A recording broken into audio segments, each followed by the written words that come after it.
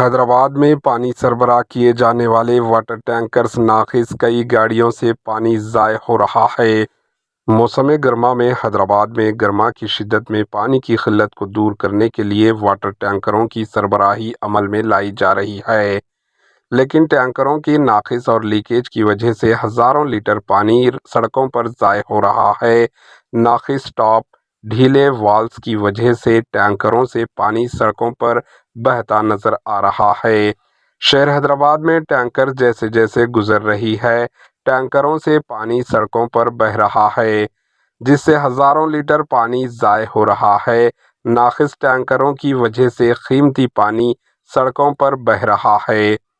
موسم گرما میں پانی کی قلت کو دور کرنے کے لیے ٹینکرز کا استعمال ہوتا ہے۔ ایسے میں ٹینکرز کی مرمت اور ان کے والز کو درست کر کے پانی کو ضائع ہونے سے بچایا جا سکتا ہے۔ شہر حیدرآباد اور اطراف کے علاقے موسم گرما میں پانی کو پورا انحصار ٹینکرز پر ہی ہوتا ہے۔ ایسے میں ٹینکرز کے مالکین اور GHMC کے ٹینکرز کو درست اور صحیح کرنے کی ضرورت ہے۔ Bureau report, AHN news.